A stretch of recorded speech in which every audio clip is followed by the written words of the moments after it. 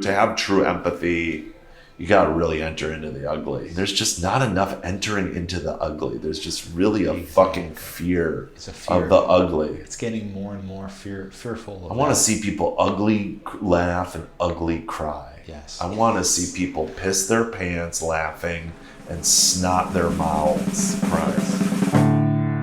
Filmmaker Magazine presents Back to One with Peter Rinaldi. Brett Gelman is an actor. He sat down with me in New York City to talk about the work.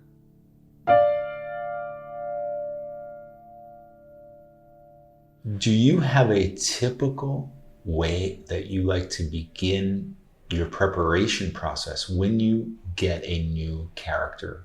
It always, my process, it can vary, from the project that I'm doing, the tone of the project that I'm doing. If I'm acting for the Duffer Brothers is different than acting for Phoebe Waller-Bridge, which is different than acting for Judd Apatow, which is different than, acting for David Lynch or, So usually my first step is panic. No, I'm just kidding. No, but I just start, reading the script and going over the scenes and really thinking about, I just start thinking about what the character wants, what the character is about. And then what I find that I've opened myself to the longer I do it is that I do feel that the character is always matching up with something in my life or in my consciousness and myself at that time in a pretty seemingly coincidental way. And I'm totally open to the fact that my subconscious might be doing that to paint that and that's not really happening. Yeah. But that's all right though, right? And that there's totally. I'm down with that and I'm glad about that. And so I think, I work on a lot of things with a coach, Martha Gaiman, who is one of the co-heads of the Actors Studio. But I was working with her before she became one of the co-heads. She's the daughter of Estelle Parsons. She is method in the classical sense, royalty. She also worked with Sandra Seacat, which is dream work, which she introduced me a little to. What's that briefly? Is that literally analyzing your dreams? You go through an exercise and then you have a dream. Wow. And then you write down your dream and then I go through it with her. Interesting. And basically it's almost a sensory exercise in the same way that you would, bring about a memory or some sort of, physical circumstance that you create. I think that how I understand it, these symbols that are being presented, these are deep symbols of your subconscious that are going to help you enter into the character and into their, where they're at in an even less analytical way. And it's then this very free thing because it's something that is bringing out something into you that frees you, that is also freeing you from too much analytical thought. Right. You let it drive. Yeah, but you relate to how these symbols relate to element. You do talk it out, or at least I do with her. And but she doesn't always feel that that's imperative. We don't, you don't need to do that for every character. Yeah. It's also what does a character want? Yeah. These simple things. How does the character move? As of late, I've been doing more things where there's more of a requirement for more of a physical transformation. I mean, it always requires that, but sometimes they're a little closer to me. But I just, this movie I did, McVeigh, that just came out, that character could not be more physically and just different in every way than me. Does that help you because that challenge is there, like, or that obstacle is there to actually physically transform? Does that help everything? It's just really fun. Yeah. It's, it's also like really challenging. Especially in the case with that character, like, I work with the vocal coach, Beth McVeigh, and it was like, we had to really zap the Jew out of me for that. He was like this, like, Midwestern white boy, white supremacist, who blended into the paint. Yeah. Was very invisible, and I am not.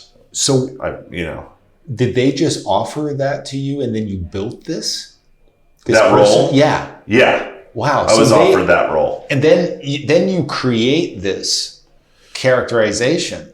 Yeah. And show up on set.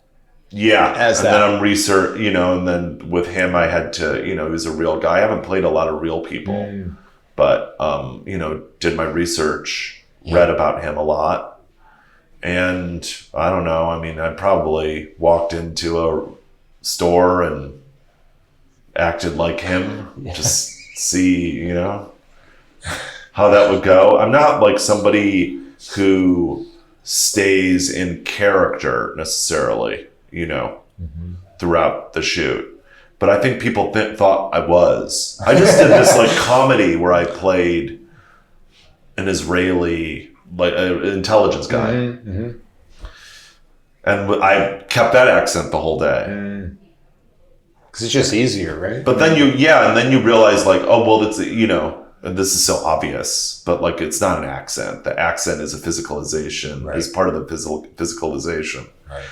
So I'm like behaving as him, but not trying to. It's just like I'm instinctually that's happening. Yes. But I'm not like, hey, call me by my character name. And we can only talk about things about my character. It's just like, I don't want to drop these certain physical things because it's hard to, when you're doing, it's hard. You have to warm up to get into it. Right. And so I don't want to be warming up while we're shooting. Right.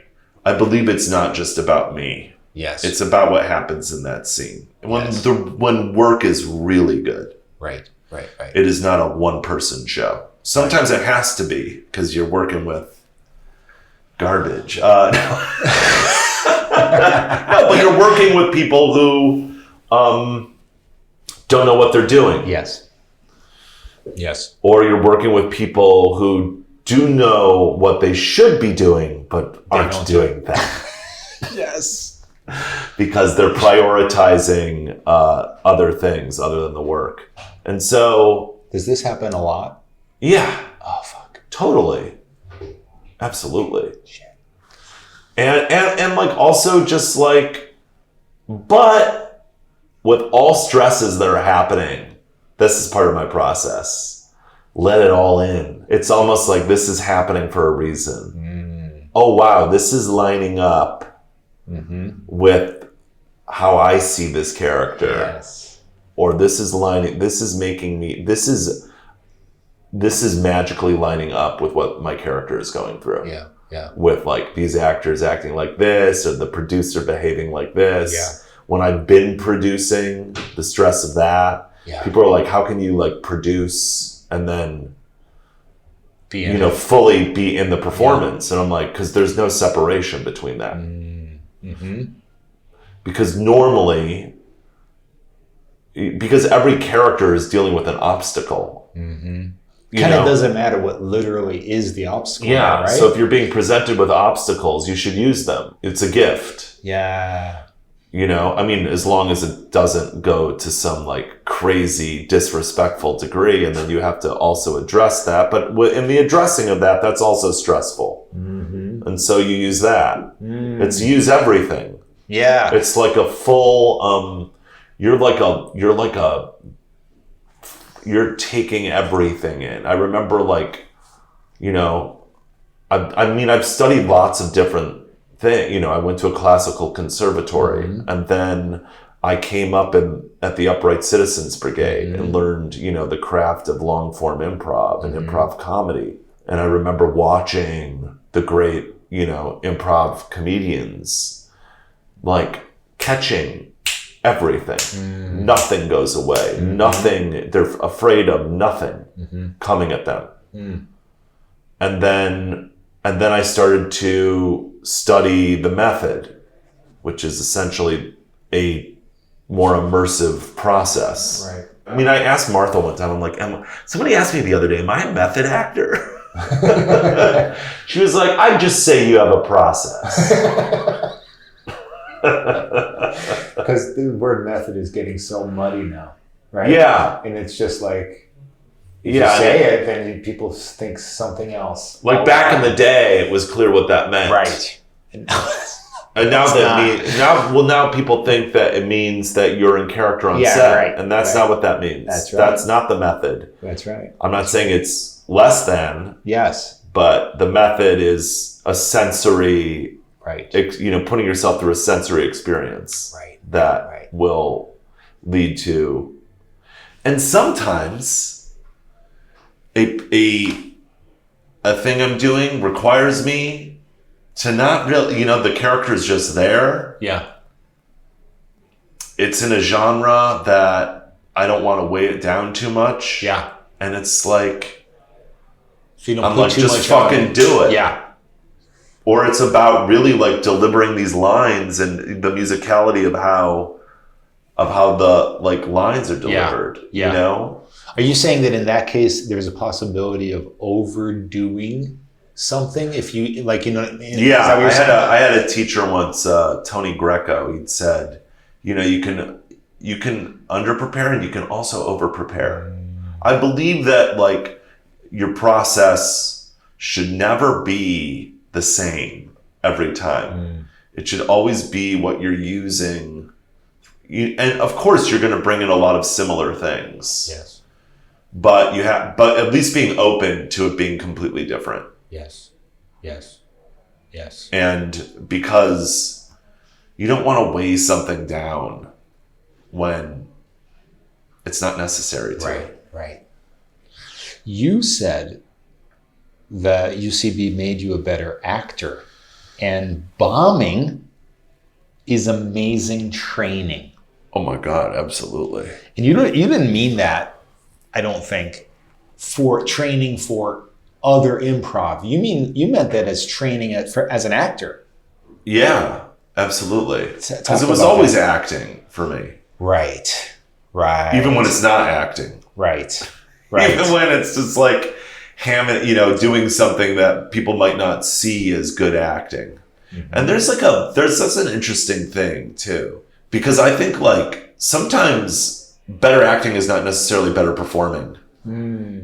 I don't think that I think Steve Martin, from what I've read, looks back on what he did in The Jerk and what he did in Dirty Rotten Scoundrels as bad acting. And maybe that might not hold up, if somebody's their only version of good acting is Brando. But that's so dynamic and singular and is jumping through the screen. Right.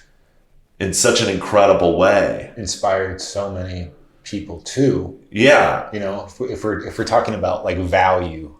Right. You look at the career, you look at Fear and Loathing in Las Vegas, and you look at that Depp performance and you look at Benicio's performance.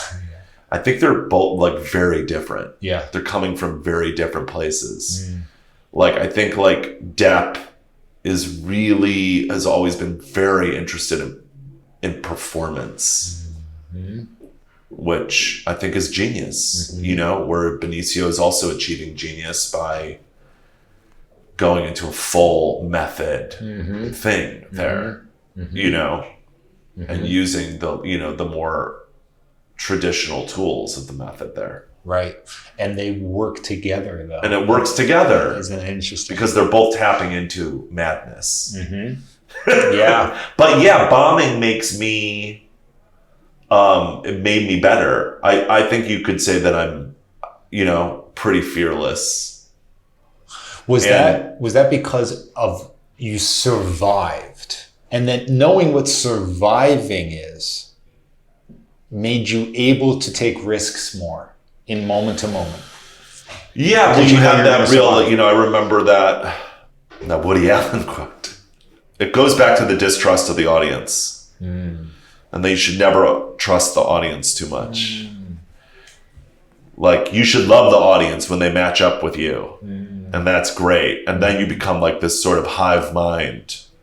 But there's many instances, he was like, before I was famous, people wouldn't laugh at jokes that I knew were funny. And now that I'm famous, people laugh at jokes that I know aren't funny. So like at times I would test too much. I would test the boundaries of bombing. I would almost send it into a tailspin. And that's what a lot of people at UCB would do back in the day. We do these like midnight shows, and thank God they're not filmed.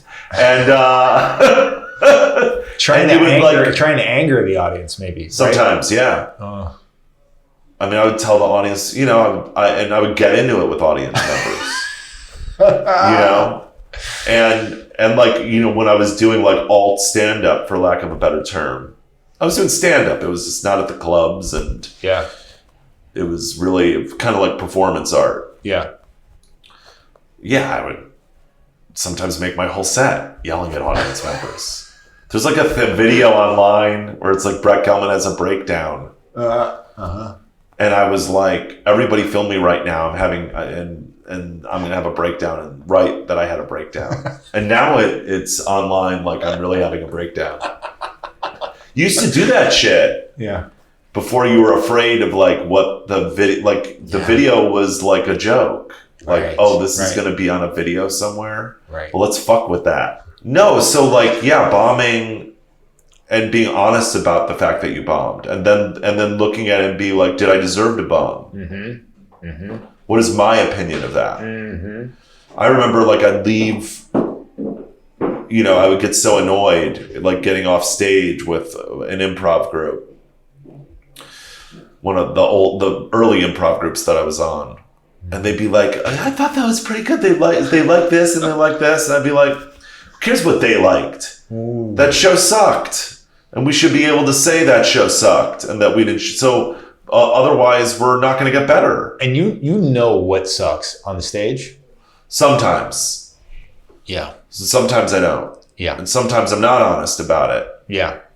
In the same way that I don't always know what sucks on screen. Right. In front of the camera. Right. Because you're doing take after take after take. Right. And sometimes you might give like what you think was your worst take, and it's your best one. Right. I don't think you ever give your like best one and it's your worst one. I don't think so. Right. At least not me. But you definitely don't know if there's it's an good. unknown. You could think it's bad and it's good, though. Yeah.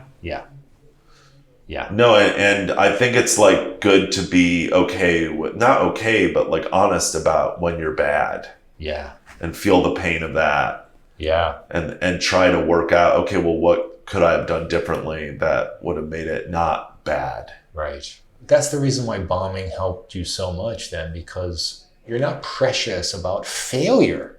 No. And that's so important for the actor. Yeah. No, I've failed a lot. Still do. Yeah. Still do. Yeah. No, I mean, I think that failure is, it's cliche, but it's essential. Yeah.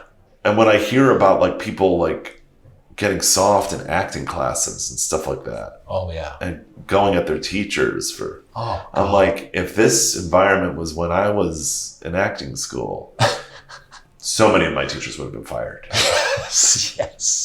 Yes. But for being, just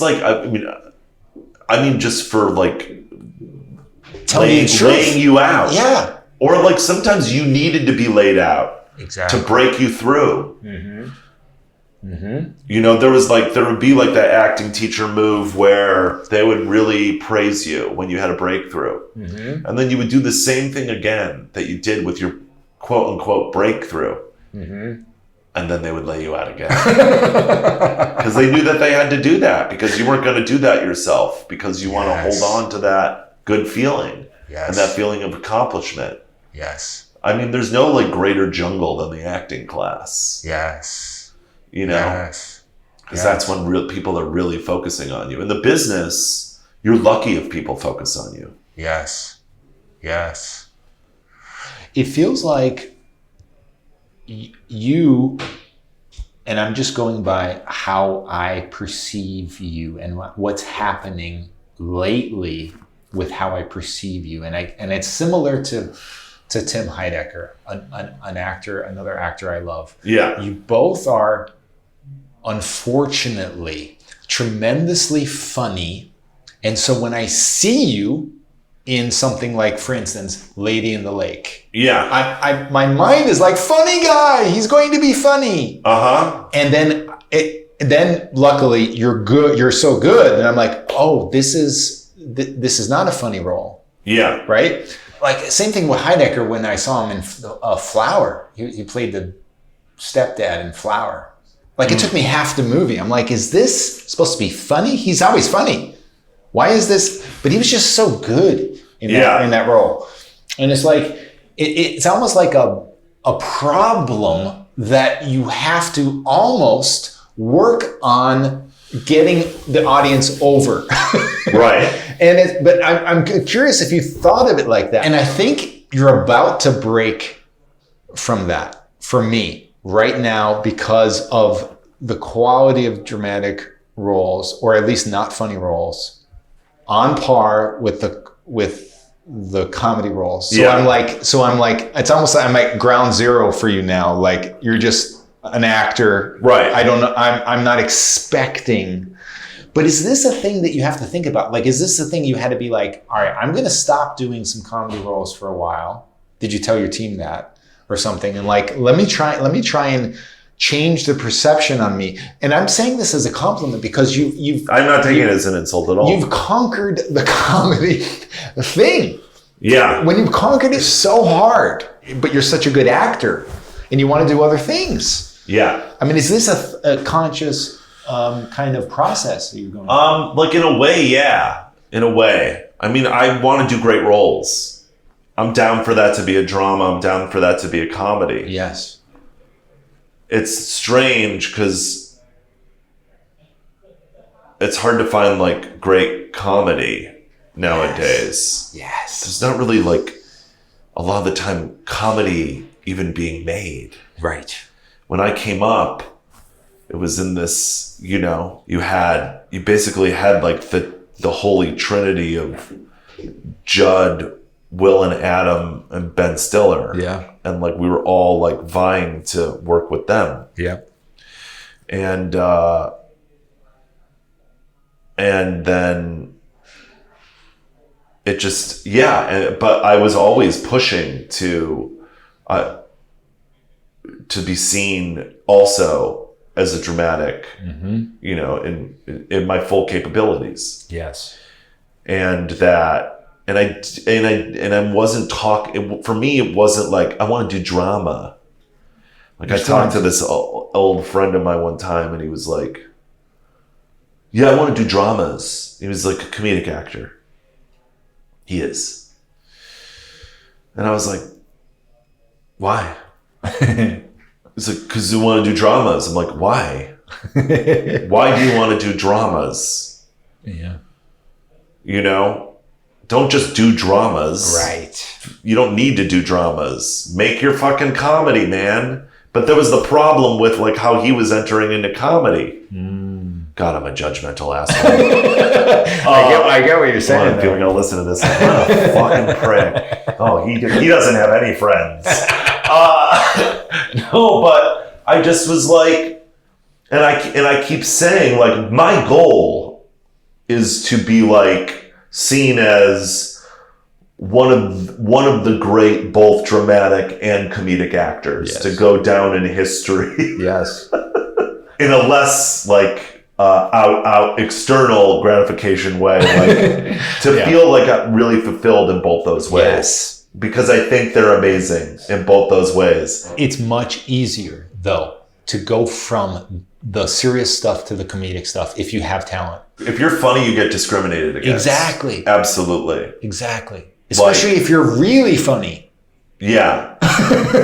Like why do people not talk about Eddie Murphy and Peter Sellers in the way that they talk about Robert De Niro and Al Pacino. Exactly. Why don't they talk? It's exactly. And so. And it's like, what do I use? And what I'm going to use in a comedy is not necessarily what I'm going to use in a drama. Mm-hmm. Totally. Mm-hmm. There's definitely things that I use in both, but you want to match that. That your author, that's the other thing. People don't know about tone, and I think part of an actor's job is to serve the tone. Yes. And I think if you come up in theater, and you're trained in theater, you understand what that means more. Yes. Because tone means the playwright. You're not going to do Chekhov the way you do Shakespeare. You're not going to do Tennessee Williams the way you do Edward Albee. You're not going to do Molière the way you do Arthur Miller. Right. Right. So you understand that more. And that if you're lucky to work with directors who have your director is your author. Mm-hmm. Or in TV, the writer is also your author. I've gotten to work with really good people who create a tone and a world. And so my job is to serve that too. Mm-hmm. Not just like place my shit in that and you fold it around me. Right. Like I want to merge with that world. Right. And is that what happened on like when a well-oiled machine is often running and doing well, like Stranger Things, and then you show up in a later season, and that's when it's really important, right? Where you have to really size up, like, what is this? Yeah, and then be able to fit into that. I was a major fan of it. I watched the first season in like one weekend. Mm-hmm. Called my agent. I was like, I need to be on this. And miraculously, it's like the only time I think that this has happened. I got an audition and I got it. Wow. And how I saw that was like, the Duffers have their own voice, but like they're definitely Spielberg influenced from the 80s. And like, that's why one of the many reasons people love the show, because we love those movies. Yep. And I went up to the Duffers and I was like, I'm like the Richard Dreyfuss of this. Right. And so that, and did you lead with that with you? Yeah. With the way you played that? And then it is like playing with like this show is referencing like 80s movies and the world of the 80s. Yeah. And then I'm thinking about my 80s heroes, my 80s comedy heroes fitting into this. Like season 3, they were like, I was like, it's kind of like Spies Like Us a little bit. So I'm thinking about Chevy Chase. I'm thinking about Aykroyd, Bill Murray, Belushi, John Candy. I'm thinking about like the Chicago and Toronto guys. Because I felt like there was something in Murray with that. And so this is another thing I do a lot. I watch a lot of things that are going to inspire the character. And I read things that are going to inspire the character. And then I, start listening to music that's going to inspire the character. Do that a lot. And I don't like do impersonations of performances, but there are performances where in their essence, I think, there's a bit of that essence of this character. Yeah. And that just keeps you on the right page, right? It keeps you in the right ballpark of what the tone is. Yeah, so it's like it's a process of physicalizing that world. Right. Through my imagination. Right. And through me, the Duffers are being nostalgic. I must also be nostalgic. Yes. And it's often me and Matt and Ross are like on set talking about what we love. And I think that socialization, we're actually doing that. I love those guys. I'm very grateful to them, obviously. But like, that's also process. Talking to people is process on the set. I'm not somebody who needs to be alone in the corner. Sometimes when you have to do something really, really intense, and you can't but sometimes that's going to tense you up, tense me up and block me. Whereas I just need to be like, phew, blah, blah, blah, blah, blah, blah, blah, blah, blah, blah, like talk with everybody, be a social animal in that. And then that feeds it. I mean, at the end of the day, it's about relaxation. And then at the end of the day, I remember like, you're like, is all this shit just to like clear my neurosis and doubt out? Is it just a game I'm playing? Right. It's all bullshit. But it is. Maybe. Yeah. Doesn't matter. Doesn't matter. Doesn't matter. Because that's part of the work. That's part of engaging the instrument. Like that stuff's in the way of your instrument. Yeah. Right. Let's get pretentious. Right? Yeah. Right. And if that's in the way, then you have to do whatever you got to do. Yeah. To reach that. And like, I remember coming up in improv, a lot of my fellow improvisers would be like, I was like, how was the gig? They're like, oh, it's good. They let me improvise. I'm like, well, it's not necessarily good. Script should be really good. That's right. You know? That's right. It's fun to go off. And Right. that's the Judd process. That's the Adam McKay process. Yeah. And that's exhilarating. And there's real art to that. It's the equivalent focus of writing. That's like an excellent version of that. But too often than not, you get in and people think they can just like fucking pop off, and it's like, oh, improv, and it's like, that sucks. Right. And then the editor has no through line or focus. Right. The editor has to figure out how to make this. Or like Lady in the Lake was very improvisational. Really? Yeah. Very. Wow. Alma was a little, I thought like we were going to be coming in and doing something that was more like repressed and period. Right. And our scenes became like savage. Wow. They were emotionally volcanic in a way that I wasn't suspecting. Wow. And that was really exciting. Yeah. I heard that set was really an actor-centric set. Yeah, absolutely. She made it that. Yeah. And I didn't do that much I'm only in really like the beginning of the show. I have like, 4 scenes. But they're really thrilling. Really thrilling.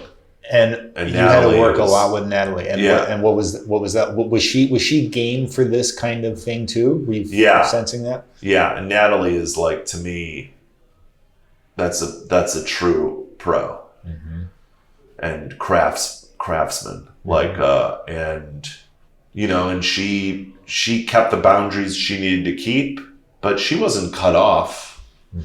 And she was very, very kind and fun. We had fun at times. And you're doing the thing that you feel like that scene needs, Yeah, we weren't like chatting it up before the bathroom scene. We were screaming in the house, but that was really exciting. And it felt like an ensemble. Noah, just all of that. It felt really like this amazing flow. And then you feel Alma's hand on you there. You feel like you're engaging in the author there. Right. Too. I loved your work in that. I mean, that was like a breakthrough for me with you. And I was like, oh, I'm excited to see what you're going to do next now. Like, you know what I mean? That was Thank you. And I think that show didn't get the attention it deserved. I think that there's something special going on. I know. It was very daring. I don't even mean just the subject matter. I mean how it was made. Yes. And, it would have, that's the weird thing right now. A lot of like good stuff can go unnoticed. I mean, that's right. Always how it's been. But like, I was really like, I really loved working on that. It was really freeing. All right. I'm going to end by doing something with you that is going to, why am I giving it this preface? I'm not telling you what I'm going to fucking do. I keep dreaming of a comedy that is really funny and this is like a real dream of mine. And yet there's moments where you're crying because it's so real and the emotion is so real. And then you're laughing so hard. And I don't think a lot of people can do this. I think somebody like you can, because you have what I'm talking about, right? Yeah. You are an actual actor. You're not just a comedian. Yeah. You're really funny, but you know how to fucking act, right? And there's a few people I've had on that I think are like this. You know, Heidecker, I believe, hasn't tapped into this. Like Zach Woods has been on my show. I think is amazing like this. John Early. Okay? What I'm saying is, I want to force you because I heard you say you want to direct more. Yeah. I'm forcing you right now.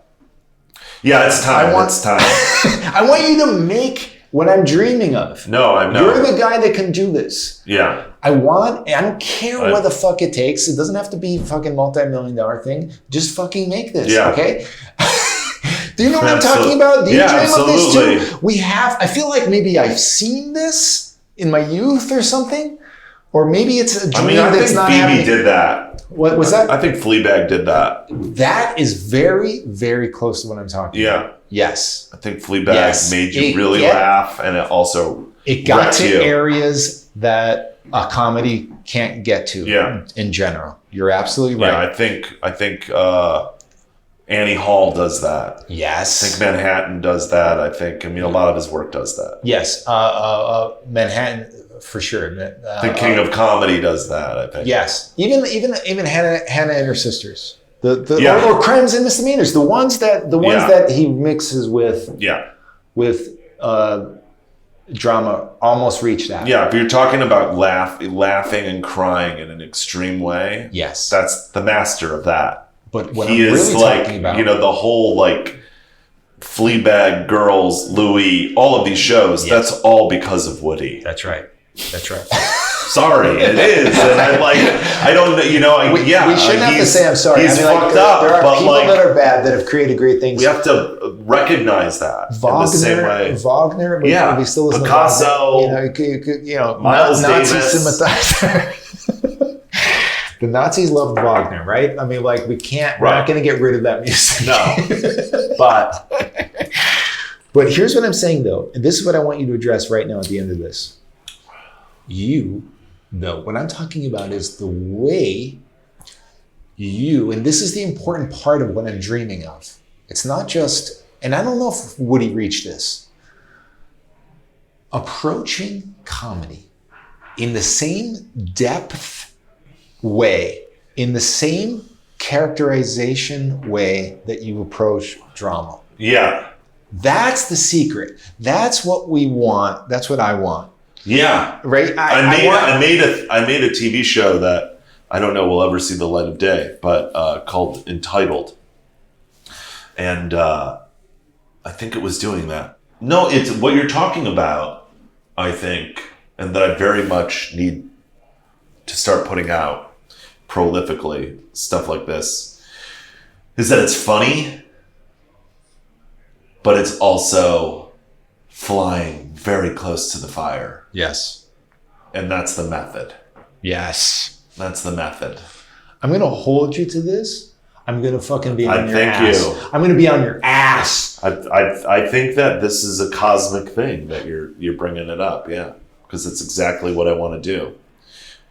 I don't know. Yeah. I mean, to me, that's it's true. To have true empathy, you got to really enter into the ugly. There's just not enough entering into the ugly. There's just really a fucking fear. It's a fear of the ugly. It's getting more and more fearful of I want to see people ugly laugh and ugly cry. Yes. I want to see people piss their pants laughing and snot their mouths crying. Yes, exactly.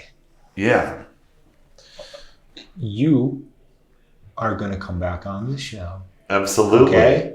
This was really, really great, man. Thank you. Brett Gelman, thank you. Thank you. Thank you, buddy. Back to One is a production of Filmmaker Magazine, which is a publication of The Gotham. Listen to back episodes of this podcast at filmmakermagazine.com or wherever you get your podcasts.